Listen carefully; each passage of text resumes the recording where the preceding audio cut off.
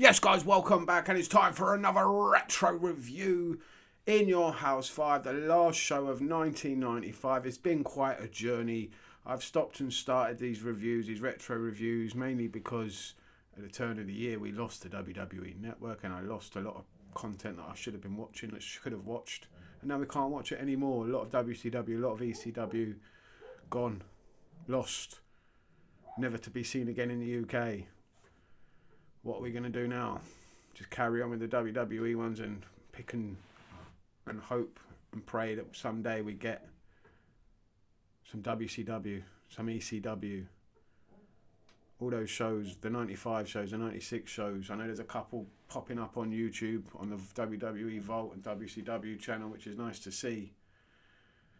But yeah, we want more. We want them all. We want it all.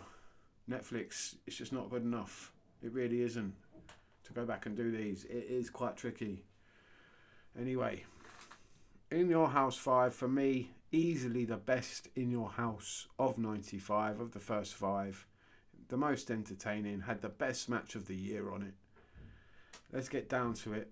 A lot of short matches and some very entertaining ones. Started off with a tag team match, Razor Ramon and Marty Jannetty going up against the newly formed $1 Million Corporation's 1-2-3 Kid, Just Turned Heel, and Psycho Sid. This was a fun tag match. I enjoyed this. All guys in there can go. You had two big guys in Razor and Sid. You had the 1-2-3 Kid and Marty Jannetty. Great in-ring workers. This was a fun opening match. 12 minutes. Razor and Marty get the win. Yeah, I enjoyed this one. Ahmed Johnson was supposed to be facing Dean Douglas. Before the match happened, we had an interview segment with Jeff Jarrett. He's returned. He's back. He's in the ring with Jerry Lawler. And he's talking about his new release, his new hit single, Greater Than Great. And he goes and joins McMahon and Lawler at commentary for the match of Ahmed Johnson. He's supposed to be facing Dean Douglas. And Dean doesn't want to have the match with Ahmed. In his place, Buddy Landel gets absolutely squashed. 45 seconds, spine buster, Pearl River plunge, 1, 2, 3. This match was done. Ahmed Johnson looked like a beast. He had the look. He had the intensity. In the ring, not great. Couldn't talk on the mic at all. Couldn't make a sense of a word he said. And then the attack after the match, Jarrett, Lawler attacking Ahmed, and you can see they're going to go with a feud with that. Dean Douglas is done out here. Really is, pretty much. Then we had the Arkansas Hog Pen match with Hillbilly Jim as special guest referee. It's Hunter Hearst Helmsley versus Henry O. Godwinn. Triple H actually won this match, which is surprising. Many people, thinking back on it, this was punishment for him and the curtain call. This was way before the curtain call. Many people thought, if you didn't watch the match, that Henry won the match by what happens to Triple H at the end. But Henry, did lose the match to Triple H, actually. Triple H won that match. It was short, it was sweet, it was kind of entertaining. We never see it again. Owen Hart versus Diesel. This was decent. This was a decent match. We talk about Diesel having a lot of good matches with Bret Hart, but not many people talk about the match he had with Owen Hart, and it was a good match.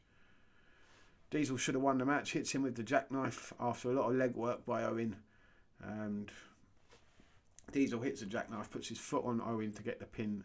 Ref counts 1, 2, Diesel takes his foot off and then goes for another jackknife powerbomb. The ref's talking to him like, what are you doing? You could have beaten him already. He shoves the referee down. Ref calls for the DQ. Diesel hits another powerbomb or jackknife powerbomb, whatever we're calling it, and then attacks the ref. I'm loving this Diesel. This Diesel was great. This Diesel I would have liked to have seen more of.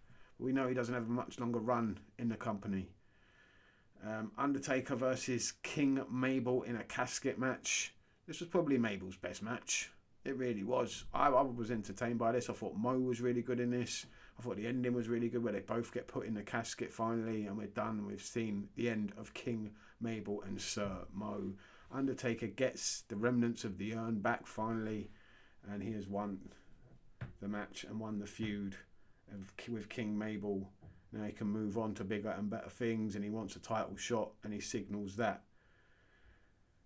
the main event, British Bulldog is challenging Bret the Hitman Hart, the WWF Champion, with Jim Cornette in his corner. Jim Cornette's quality. I don't know why Diana needed to be out there. She was just in the way.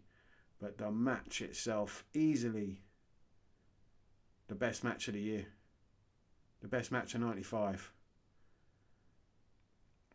They had a great match at Wembley. In my opinion, this is right up there, mate. Possibly even better.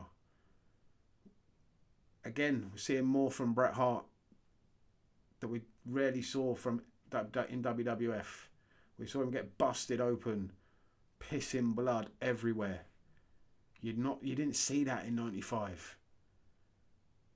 We saw it a lot more after this. It became a lot more current, a lot more commonplace to see people bleed. But in 95, it was a big no-no. Vince was not happy. He was telling him, don't get close-ups. On commentary, he was saying, don't go close up to Bret. We don't want to see that. Wide shots only. Yeah, this was a great match. They absolutely beat the shit out of each other. They know each other so well. It was a great match. Definitely go and watch it. 21 minutes of pure classic in-ring quality.